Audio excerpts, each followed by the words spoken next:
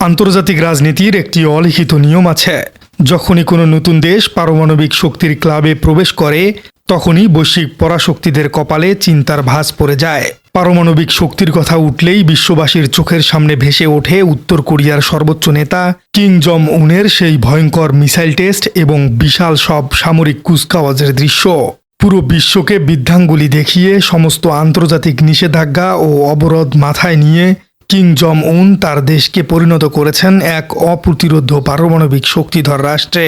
এবার পাবনার রূপপুর পারমাণবিক বিদ্যুৎ কেন্দ্রে ইউরেনিয়াম বা ফুয়েল লোডিংয়ের মধ্য দিয়ে বাংলাদেশও আনুষ্ঠানিকভাবে সেই অভিজাত পারমাণবিক শক্তির যুগে প্রবেশ করেছে। আর এই ঐতিহাসিক ঘটনার পর থেকেই দেশি বিদেশি বিভিন্ন মহলে, চায়ের আড্ডায় এবং সোশ্যাল মিডিয়ায় একটি প্রশ্ন রীতিমতো বারবার ঘুরপাক খাচ্ছে। আর সেটি হলো, বাংলাদেশ কি তবে ভেতরে ভেতরে কিম জং উনের মতোই পরমাণু বোমা বা পারমাণবিক অস্ত্র বানানোর পথে হাঁটছে? রূপপুরের এই বিশাল পারমাণবিক চুল্লির আড়ালে কি আসলেই লুকিয়ে আছে এমন কোনো গভীর ভূরাজনৈতিক বা সামরিক পরিকল্পনা? আদৌ কি সেই প্রযুক্তিগত, অর্থনৈতিক এবং রাজনৈতিক সক্ষমতা বাংলাদেশের রয়েছে? দর্শক, চলুন এই পুরো বিষয়টির একটি গভীর বিশ্লেষণ করা যাক। দর্শক, পরমাণু বোমা বানানোর জন্য সবচেয়ে বড় বৈজ্ঞানিক এবং প্রযুক্তিগত রহস্যটি লুকিয়ে আছে ইউরেনিয়াম সমৃদ্ধকরণ প্রক্রিয়ার ভেতরে। পারমাণবিক বিদ্যুৎ কেন্দ্রে শান্তিপূর্ণ বিদ্যুৎ উৎপাদন এবং পরমাণু বোমা তৈরি দুটোর মূল জ্বালানি বা উপাদানই হলো ইউরেনিয়াম। কিন্তু তাদের ব্যবহারের ধরন, মাত্রা এবং চেইন রিয়াকশনের প্রক্রিয়া একেবারে আকাশ পাতাল ভিন্ন। খনি থেকে আমরা যে প্রাকৃতিক ইউরেনিয়াম পাই তাতে বিভাজনযোগ্য আইসোটোপ ইউরেনিয়াম 235 এর পরিমাণ থাকে মাত্র 0.7%। পারমাণবিক বিদ্যুৎ কেন্দ্রে বিদ্যুৎ উৎপাদনের জন্য এই ইউরেনিয়ামকে অত্যাধুনিক কারখানায় সামান্য সমৃদ্ধ করে এর মাত্রা 3 থেকে 5% উন্নীত করা হয়। পরমাণু বিদ্যুৎ কেন্দ্রে ঠিক এই 3 থেকে 5% সমৃদ্ধ ইউরেনিয়ামই ব্যবহার করা হবে, যাকে পারমাণবিক বিজ্ঞানের ভাষায় বলা হয় রিঅ্যাক্টর গ্রেড জ্বালানি। এটি দিয়ে শুধু তাপ উৎপাদন করে পানিকে বাষ্পে পরিণত করা সম্ভব, যা টারবাইন ঘুরিয়ে বিদ্যুৎ উৎপাদন করবে। কিন্তু কিম জং উন বা অন্য কোনো পারমাণবিক পরাশক্তি যখন একটি ধ্বংসাত্মক পরমাণু বোমা তৈরি করতে চায়, তখন এই ইউরেনিয়ামগুলোকে সমৃদ্ধ করে অন্তত 90% বা তার উপরে নিয়ে যেতে হয়। একে বলা হয় ওয়েপন গ্রেড ইউরেনিয়াম। 3% থেকে ইউরেনিয়ামকে 90% নিয়ে যাওয়ার কোনো জাদুকর খেলা নয়। এর জন্য প্রয়োজন হাজার হাজার অত্যাধুনিক সেন্ট্রিফিউজ, বিলিয়ন বিলিয়ন ডলারের বিশাল বিনিয়োগ এবং অত্যন্ত গোপন ও সুরক্ষিত ভূগর্ভস্থ কাঠামো, যা উত্তর কোরিয়া পাহাড়ের গভীরে তৈরি করেছিল। বাংলাদেশের কাছে ইউরেনিয়াম সমৃদ্ধ করার এমন কোনো নিজস্ব প্রযুক্তি, সেন্ট্রিফিউজড অ্যাডভান্সড ল্যাবরেটরি সুবিধা নেই। রূপপুরে ব্যবহারের জন্য জ্বালানি সম্পূর্ণ প্রস্তুত ও সিল্ড অবস্থায় সরাসরি রাশিয়া থেকে সরবরাহ করা হয়েছে। তাই এই 3% রিঅ্যাক্টর গ্রেড জ্বালানি দিয়ে বোমা বানানোর স্বপ্ন দেখা আর সাধারণ লোহা দিয়ে সোনা বানানোর চেষ্টা করা একেবারেই সমান কথা। দর্শক, আপনাদের মনে যৌক্তিক একটি প্রশ্ন জাগতে পারে, ইউরেনিয়াম ছাড়া তো প্লুটোনিয়াম দিয়ে বোমা বানানো যায়। উত্তর কোরিয়া তো তাদের প্রথম দিকের পারমাণবিক পরীক্ষাগুলো প্লুটোনিয়াম দিয়েই করেছিল। বাংলাদেশ কি সেই চোরাপথে হাঁটতে পারবে? একটি পারমাণবিক চুল্লিতে যখন ইউরেনিয়াম পুড়ে বিদ্যুৎ উৎপাদন হয়, তখন সেই চুল্লির উচ্চ মাত্রায় তেজস্ক্রিয় বর্জ্য বা স্পেন্ট ফুয়েলের মধ্যে প্লুটোনিয়াম 239 আইসোটোপ জমা হয়। এই বজ্রকে অত্যন্ত জটিল এবং রাসায়নিক প্রক্রিয়ায় রিপ্রসেসিং বা পুনঃপ্রক্রিয়াজাতকরণ করে প্লুটোনিয়াম আলাদা করে তা দিয়ে শক্তিশালী পরমাণু বোমা বানানো সম্ভব। ভারত, পাকিস্তান এবং উত্তর কোরিয়া মূলত এভাবেই আন্তর্জাতিক চোখ ফাঁকি দিয়ে তাদের বোমা প্রস্তুত করেছিল। তাহলে বাংলাদেশ কি রূপপুরের বর্জ্য থেকে প্লুটোনিয়াম বের করে অস্ত্র বানাতে পারবে? উত্তর হলো কখনোই না। কারণ বাংলাদেশ আইনি এবং কূটনৈতিকভাবে অত্যন্ত সুকৌশলে এই পথটিও চিরতরে বন্ধ করে দিয়েছে।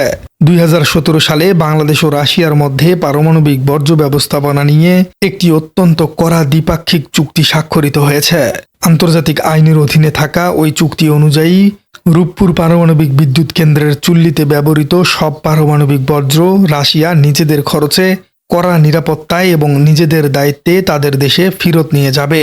অর্থাৎ রূপপুরের চুল্লি থেকে বের হওয়া কোনো বর্জ্য বা বজ্র পদার্থের কোনো প্লুটোনিয়াম বাংলাদেশ এক মুহূর্তের জন্য নিজেদের ভূখণ্ডে বা নিজস্ব ল্যাবরেটরিতে রাখতে পারবে না। আর ব্যবহৃত জ্বালানি পুনঃপ্রক্রিয়াজাতকরণ করার মতো কোনো রিপ্রসেসিং প্ল্যান্ট বা বৈজ্ঞানিক সক্ষমতাও বাংলাদেশের নেই। সুতরাং কিং জং উনের মতো চুল্লির বজ্র থেকে প্লুটোনিয়াম চুরি করে বোমা বানানোর পথটিও বাংলাদেশের জন্য শতভাগ অবরুদ্ধ। আন্তর্জাতিক রাজনীতির একটি বড় অধ্যায় হল নজরদারি। উত্তর কোরিয়া যখন পারমাণবিক অস্ত্র বানানোর চূড়ান্ত সিদ্ধান্ত নেয়, তখন কিং জং উন সর্বপ্রথম যে কাজটি করেছিলেন তা হল ইন্টারন্যাশনাল অ্যাটমিক এনার্জি বা IAEA বা আন্তর্জাতিক পরমাণু শক্তি সংস্থার পরামর্শকদের দেশ থেকে আক্ষরিক অর্থেই লাথি মেরে বের করে দিয়েছিলেন। কারণ এই সংস্থাটি হল পারমাণবিক বিশ্বের দারোগা বা পুলিশ। কিন্তু বাংলাদেশের চিত্রটি এর সম্পূর্ণ বিপরীত। রূপপুর পারমাণবিক প্রকল্পটি পরিচালিত হচ্ছে IAEA এর সার্বক্ষণিক, প্রত্যক্ষ এবং অত্যন্ত কঠোর তদারকিতে। IAEA এর কাছে রূপপুর বিদ্যুৎ কেন্দ্রটি মূলত একটি স্বচ্ছ কাচের ঘর। এখানে চুল্লির প্রতিটি যন্ত্রাংশ, প্রতিটি ফুয়েল রড এবং ইউরেনিয়ামের প্রতিটি গ্রামের নিখুঁত হিসেব IAEA এর ডাটাবেসে সংরক্ষিত থাকে। চুল্লির ভেতরে এবং বাইরে সার্বক্ষণিক অত্যাধুনিক CCTV ক্যামেরা, রেডিয়েশন সেন্সর এবং স্যাটেলাইট মনিটরিং সিস্টেম বসানো হয়েছে, যা সরাসরি অস্ট্রিয়ায় ভিয়েনায় থাকা IAEA এর সদর দপ্তরে সরাসরি ডাটা পাঠায়। সংস্থাটির আন্তর্জাতিক পরিদর্শকরা যে কোনো সময় রূপপুর পরিদর্শন করতে পারবেন। এখানে লুকিয়ে বা গোপনে 1 গ্রাম ইউরেনিয়ামও সরানোর কোনো সুযোগ বাস্তবিক অর্থেই বাংলাদেশে নেই। সামান্য এদিক সেদিক হলেই ভিয়েনায় বেজে উঠবে আন্তর্জাতিক বিপদ সংকেত। প্রযুক্তিগত অক্ষমতার পাশাপাশি বাংলাদেশ আইনিভাবেও পরমাণু বোমা না বানানোর জন্য বিশ্ববাসীর কাছে চুক্তিবদ্ধ। বিশ্ব রাজনীতিতে পরমাণু অস্ত্র বিস্তার রোধে সবচেয়ে বড় এবং শক্তিশালী চুক্তির নাম হল নন প্রলিফারেশন ট্রিটি বা NPT। 2003 সালে উত্তর কোরিয়া যখন বুঝতে পারল তারা চূড়ান্তভাবে বোমা বানাবে, তখন তারা আনুষ্ঠানিকভাবে এই NPT চুক্তি থেকে নিজেদের প্রত্যাহার করে নিয়েছিল, যা বিশ্ব রাজনীতিতে বিশাল তোলপাড় সৃষ্টি করেছিল। কিন্তু বাংলাদেশ 1979 সালে অত্যন্ত সচেতনভাবে এই চুক্তিতে স্বাক্ষর করে ফেলেছে এবং আজ পর্যন্ত তাতে অবিচল রয়েছে। এই চুক্তিতে স্বাক্ষর করার অর্থ হল বাংলাদেশ জাতিসংঘ এবং বিশ্ববাসীর কাছে আনুষ্ঠানিক ও লিখিত প্রতিশ্রুতি দিয়েছে যে তারা কখনোই পারমাণবিক অস্ত্র তৈরি বা সংগ্রহ করবে না। এই পারমাণবিক প্রযুক্তি শুধু শান্তিপূর্ণ বা বেসামরিক বিদ্যুৎ উৎপাদনের কাছেই ব্যবহার করবে।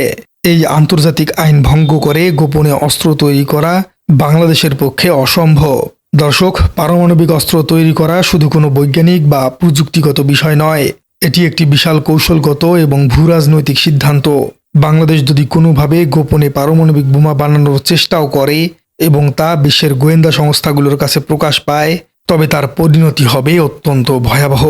সবকিছু মিলিয়ে অত্যন্ত বস্তুনিষ্ঠ এবং বৈজ্ঞানিক দৃষ্টিকোণ থেকে কথা নিশ্চিতভাবে বলা যায় যে রূপপুর পারমাণবিক বিদ্যুৎ কেন্দ্র কোনোভাবেই পরমাণু বোমা তৈরির জন্য গোপন কোনো প্ল্যাটফর্ম নয়। এটি সম্পূর্ণভাবে একটি বেসামরিক এবং শান্তিপূর্ণ বিদ্যুৎ প্রকল্প, যার একমাত্র লক্ষ্য হল দেশের ক্রমবর্ধমান জ্বালানি চাহিদা পূরণ করা এবং ভবিষ্যৎ শিল্পায়নের চাকা সচল রাখা। প্রিয় দর্শক, আপনার কি মনে হয় বাংলাদেশ কি কখনো কোনোদিন আন্তর্জাতিক এসব চুক্তি ভেঙে উত্তর কোরিয়ার মতো পারমাণবিক শক্তিধর দেশ হতে পারবে? কমেন্টে জানিয়ে দিন আপনার বিস্তারিত মতামত। আর আমাদের চ্যানেলে নতুন হয়ে থাকলে চ্যানেলটি সাবস্ক্রাইব করার অনুরোধ থাকলো। দেখা হচ্ছে পরবর্তী কোনো ভিডিওতে।